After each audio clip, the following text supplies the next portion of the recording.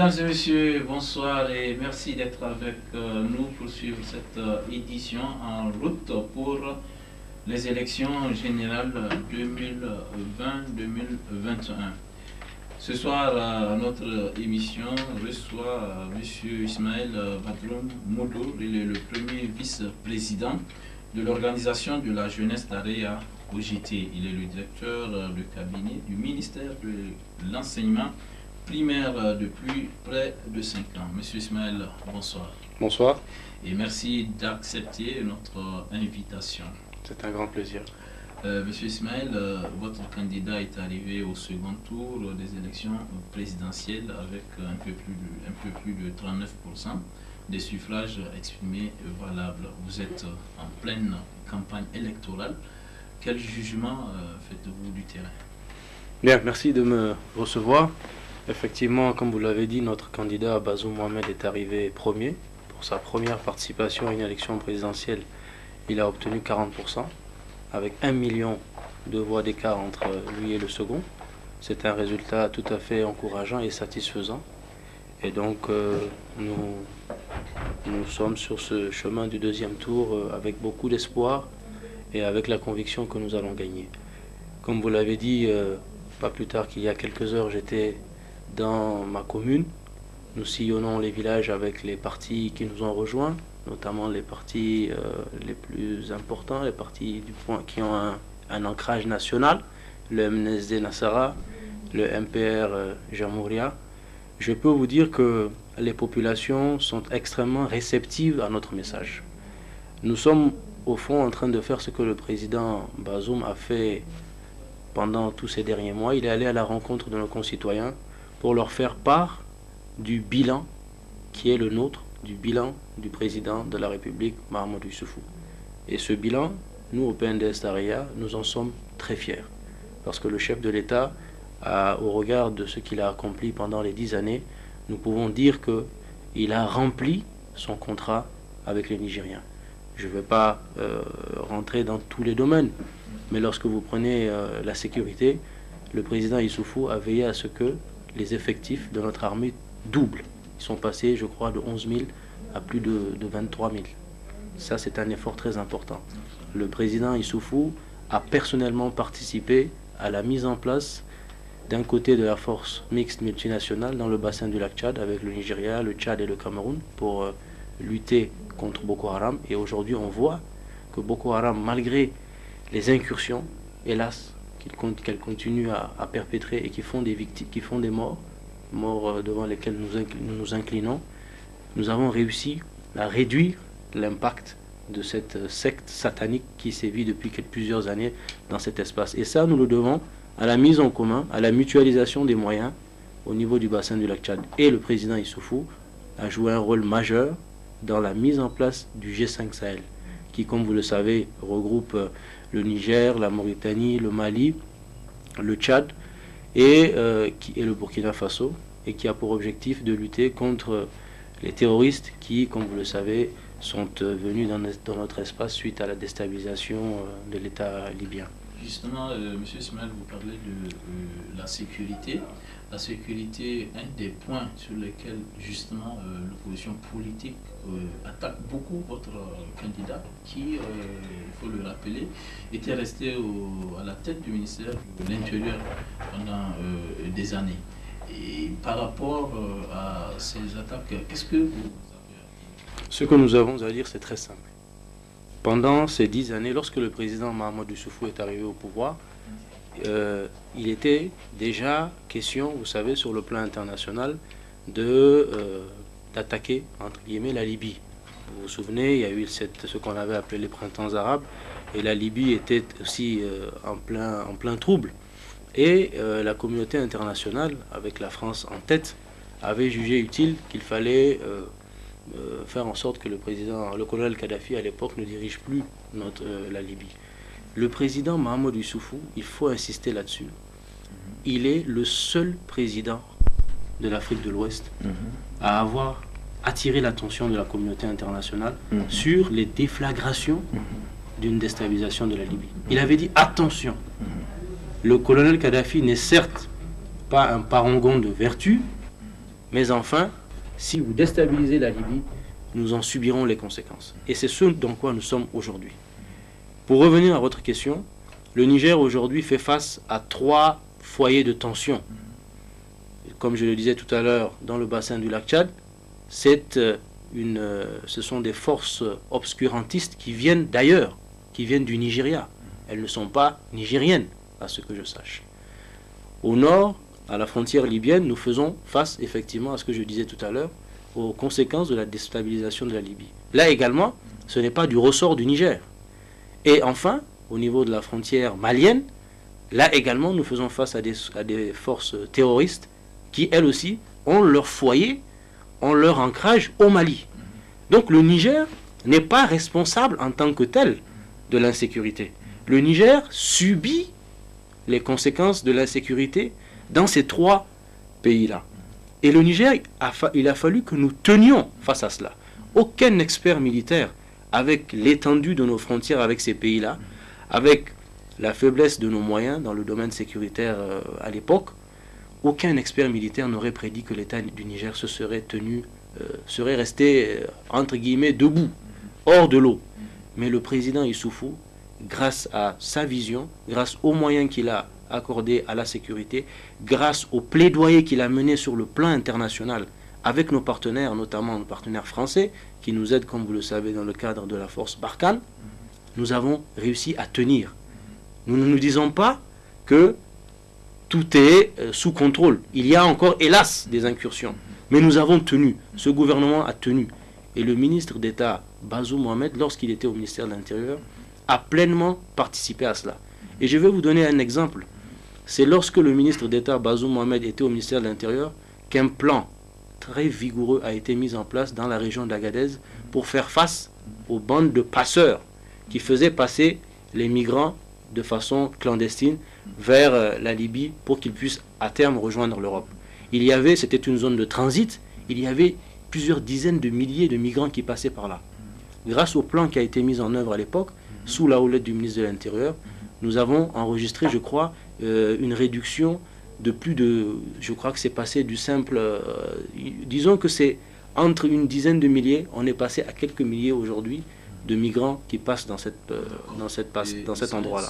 Sans vous couper, Ismaël, quelles sont les stratégies que vous allez proposer pour vraiment parer à cette insécurité? Parce que vous n'êtes pas sans savoir que l'insécurité sévit dans pratiquement 3 à 4 régions du pays. Exactement, mais ce que je vous disais, l'objectif, la principale priorité du président de Bazoum Mohamed, quand il sera président de la République, c'est de mettre au profit la diplomatie de notre pays pour que nous puissions régler la question de la Libye, la question du Mali.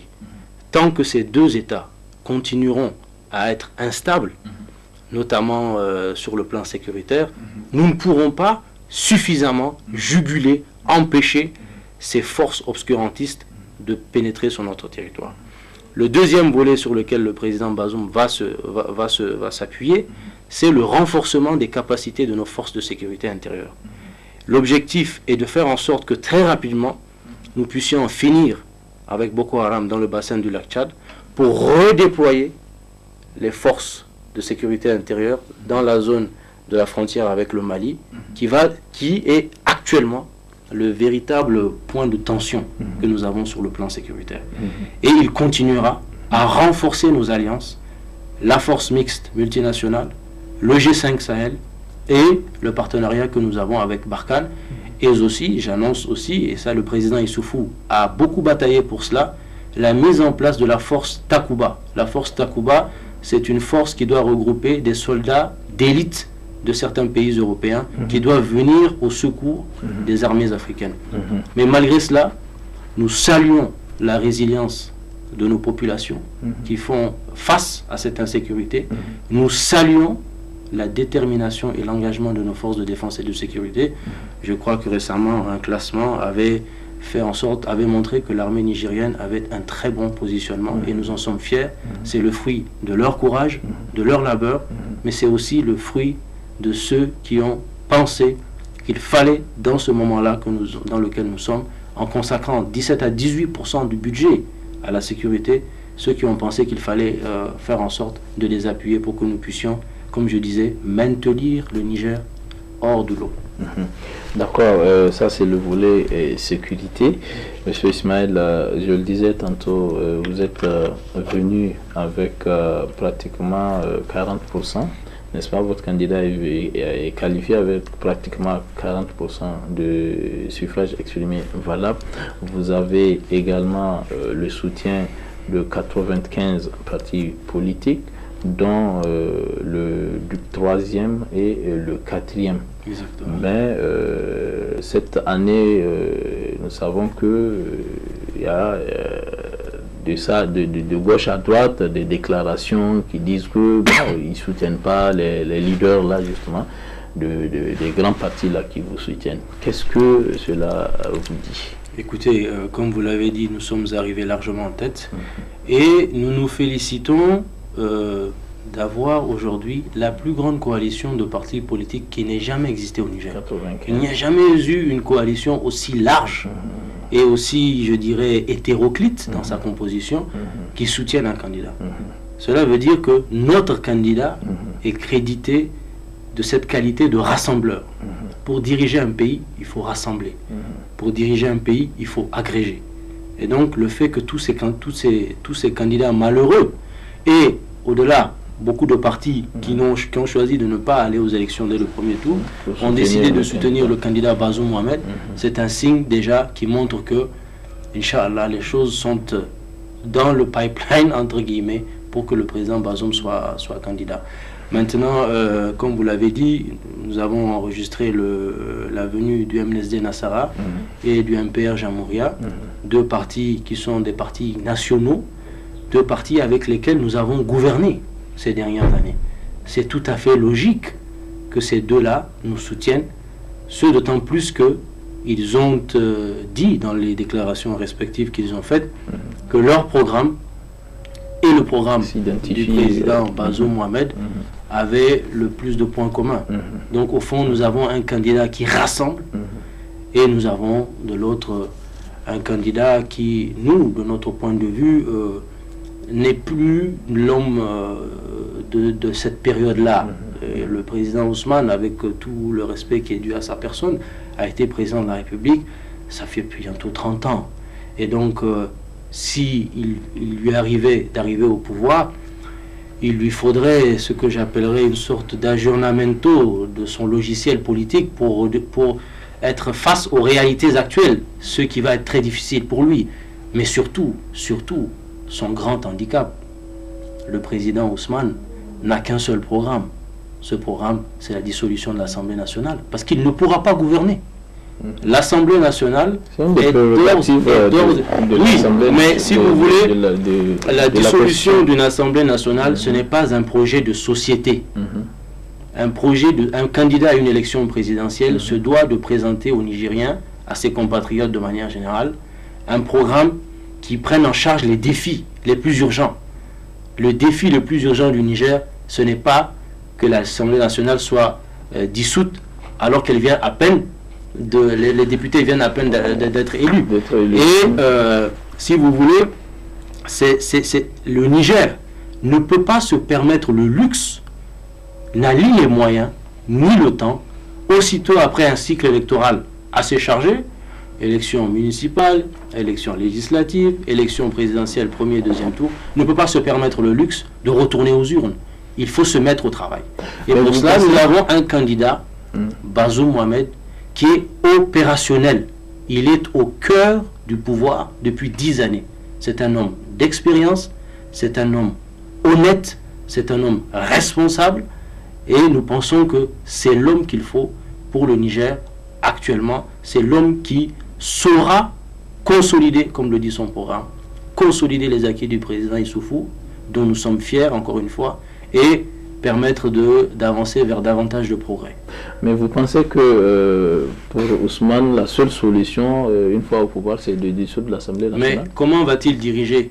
Qui met en œuvre la politique du président de la République? C'est le gouvernement. Oui. Mais le gouvernement, nous sommes dans un régime semi-présidentiel. Oui. si l'Assemblée nationale n'est pas de votre bord, mais comment pouvez-vous diriger un pays? Le premier, aussitôt élu, le président Ousmane... Je vais vous donner un exemple sous d'autres cieux. On n'a pas dissous l'Assemblée nationale. Hein. On peut prendre l'exemple de la RDC. La RDC, le président n'a pas dissous l'Assemblée nationale, mais il a procédé à d'autres approches avec d'autres partis politiques. À quel prix? Le président Tshisekedi est élu depuis 2 ans. Depuis 2 ans, il n'a pas pu mettre en œuvre une seule mesure de son programme parce que justement, il a composé avec une majorité qui ne lui était pas acquise, qui était celle de l'ancien président Joseph Kabila. Ils n'étaient pas ensemble. La preuve, c'est que tout cela a périclité, tout cela a fait pchit. Ils n'ont pas pu. Il n'y a pas une mesure que le président Tshisekedi a pu mettre en œuvre. Toutes les mesures qu'il a voulu mettre en œuvre, lui-même, cela a été rapporté, cela est documenté, lui-même a reproché aux membres du gouvernement de ne pas mettre en œuvre ces mesures parce que tout simplement, le gouvernement était acquis à l'ancien président Joseph Kabila et il se disait que s'il mettait en œuvre les mesures du président Tshisekedi, cela obérait les chances pour Joseph Kabila de revenir au pouvoir éventuellement. Donc ça n'a pas marché. Et ça n'a pas marché au point que le président Tshisekedi a été obligé de trouver tout un tas d'astuces. Mais je ne pense pas que le Niger puisse se permettre 2 ans de chicaya politique. Nous n'avons pas 2 ans à perdre.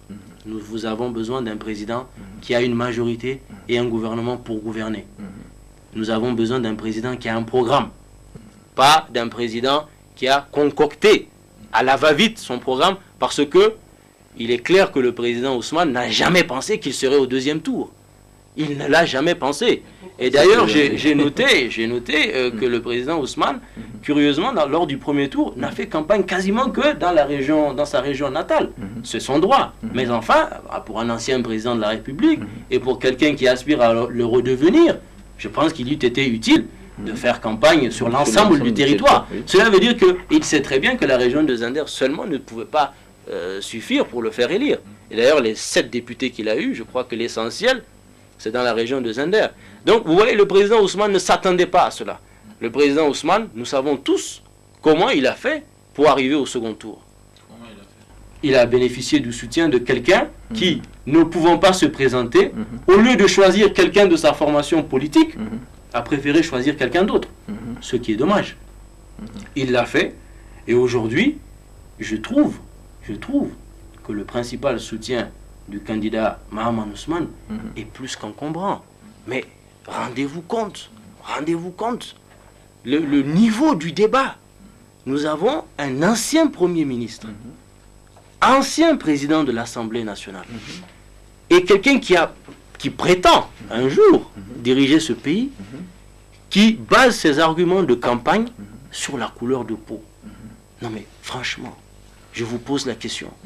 Est-ce qu'au XXIe siècle, nous pouvons nous permettre de faire campagne sur des arguments liés à la couleur de notre peau? Je pense que... Il faut nous donner... Mais il l'a dit clairement. Il l'a dit, Borbi no gaba borbi. Borbi no gaborbi doribay. Mais qu'est-ce que cela veut dire? Cela veut dire que... Vous parler de la nigérité du candidat. Non, c'est autre chose. D'ailleurs, sur ce débat-là, déjà, je reviens sur ces propos.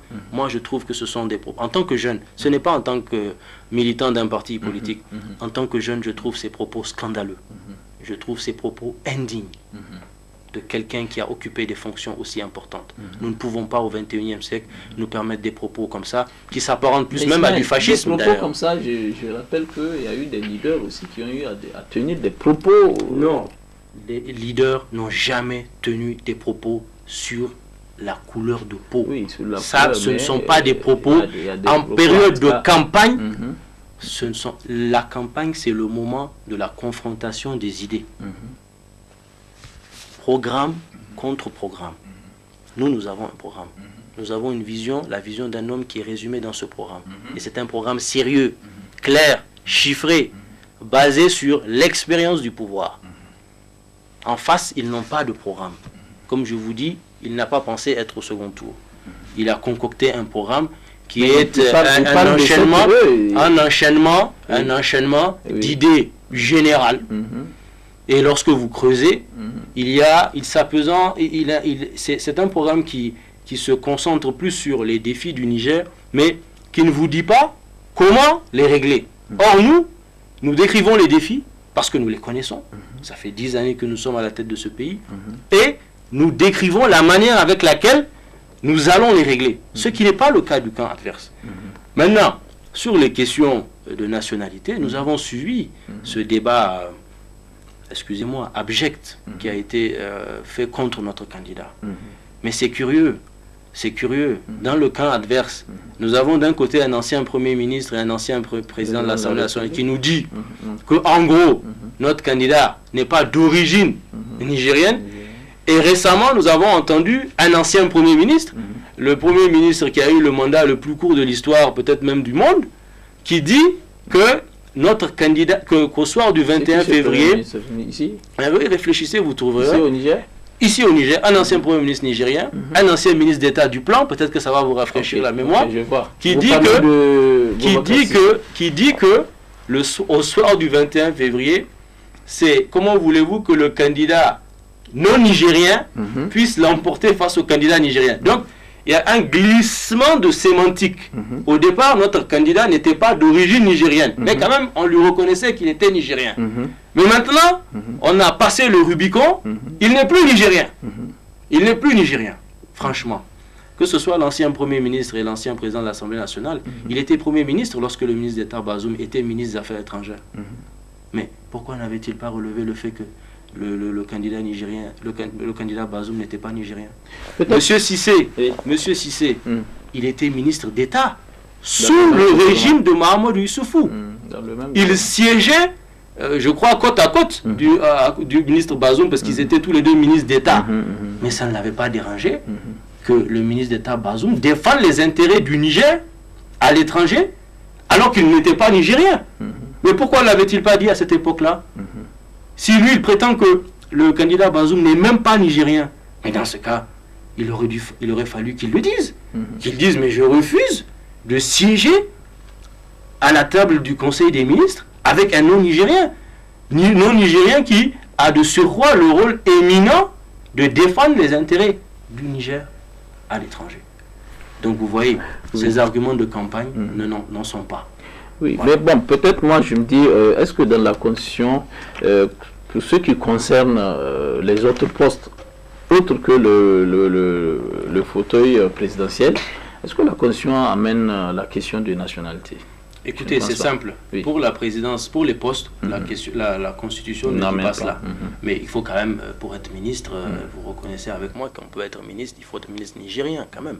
Vous voyez, même si vous avez une origine étrangère, il faut que vous soyez nigérien. Voilà. Pour être président de la République, on dit que vous devez être de nationalité d'origine, n'est-ce pas? D'origine nigérienne. Oui. Pour être de nationalité d'origine nigérienne, il faut que vous ayez, la loi le dit, il faut que vous ayez un de vos ascendants, donc votre père ou votre mère, qui soit nigérien et qui soit né sur le sol.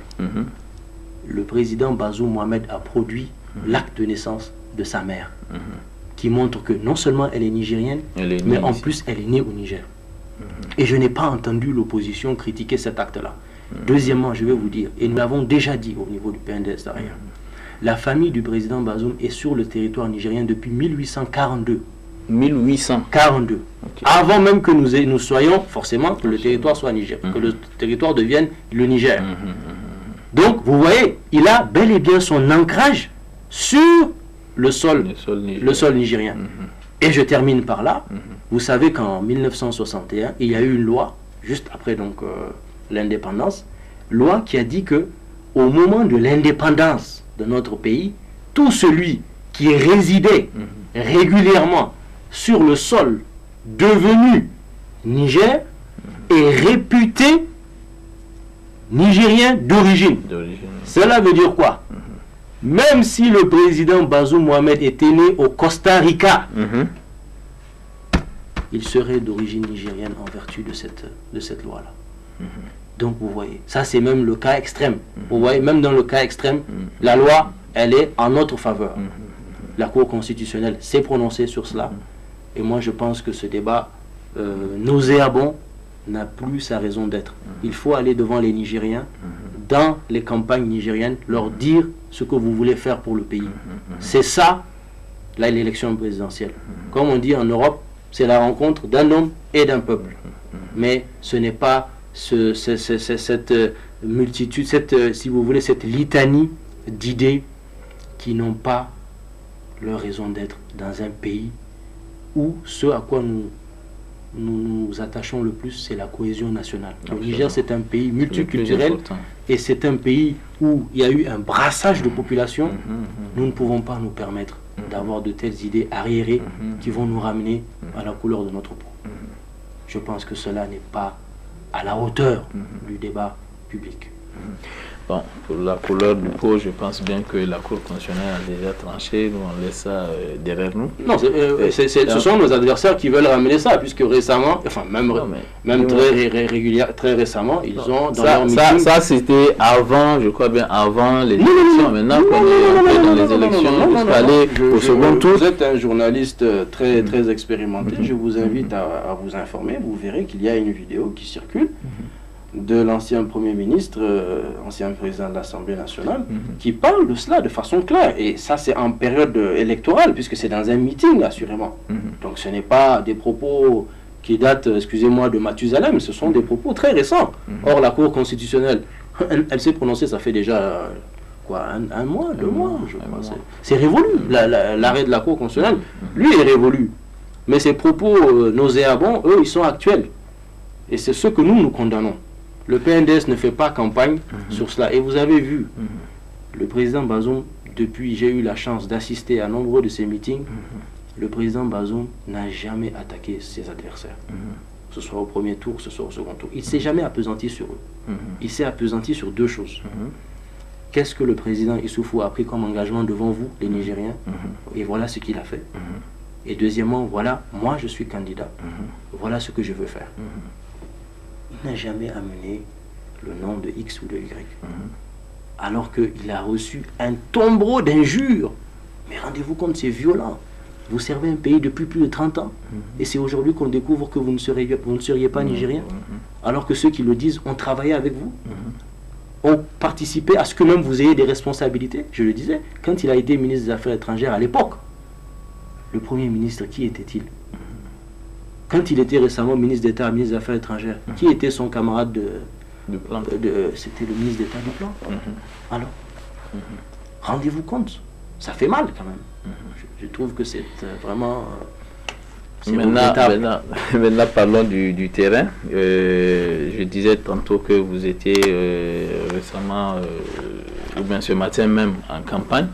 Est-ce que aujourd'hui vous pouvez dire que vous avez acquis le peuple, ce peuple-là, qui peut vraiment porter son choix sur un des candidats? Écoutez, personne n'est propriétaire du peuple. Ça, c'est une règle élémentaire en démocratie. Le peuple, il est souverain. Absolument. C'est d'ailleurs très intéressant et très drôle d'entendre des gens, des candidats qui ont eu, je crois, 0,35% aux élections présidentielles, se réclamer du peuple en disant le peuple fera telle chose le 21 février. Bon, vous savez, au Niger, on est tellement tolérant qu'on peut dire tout et n'importe quoi. Mais soyons sérieux. Nous avons un candidat qui a eu près de 40%, à lui tout seul. Il y a 1 million de voix entre lui et le second. D'accord? Deuxièmement, nous avons enregistré la venue de je pense, des 2 partis les plus grands après le PNDS Taraya. C'est le MNSD Nassara du président Seyni Omar, c'est le MPR Jamouria du candidat Albadi Abouba, et nous avons des partis qui sont de tout temps qui ont été avec nous. Donc, mathématiquement, il est très peu probable que le camp adverse puisse remporter cette élection. Deuxièmement, je voudrais battre en brèche un certain nombre d'idées reçues, comme quoi ce sont uniquement les états-majors de ces partis-là, donc le MNSD, les bureaux politiques en question, qui suivent le candidat Bazoum, et qu'à la base, cela ne suit pas. Moi, j'ai la chance d'être originaire d'une localité où il y a 3 partis qui sont très forts. Le PNDS, le MNZ et Jamouria. Quand nous allons à la rencontre de ces populations, croyez-moi, ils reçoivent le message. Et ils disent tous la même chose. Ils disent, mais nous appartenons à un parti. Quand le parti donne des consignes, nous les suivons. Il n'y a pas de raison que nous allions ailleurs. Parce que nous sommes... il y a des leaders locaux qui, comme vous le savez, sont au contact permanent de ces populations, sont ceux qui règlent les problèmes de ces populations-là au quotidien, des problèmes d'eau, des problèmes d'électricité, des problèmes alimentaires. Et donc, quand cela leur demande de suivre la consigne du parti, ils le font parce qu'ils sont disciplinés, tout simplement. Donc, c'est une idée fausse que de croire que dans la situation actuelle, seuls les états-majors sont derrière le candidat Bazoum et que, à la base, cela ne suit pas. C'est un ralliement et par le haut et par le bas. Et Inch'Allah, nous concrétisons cela le 21 février avec une victoire nette de notre candidat Bazoum Mohamed qui sera Inch'Allah le prochain président de la République.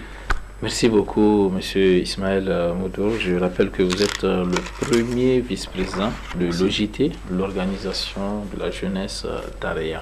Merci, chers téléspectateurs. C'est la fin de notre émission. Rendez-vous pris pour la semaine prochaine. Au revoir. Merci. Merci.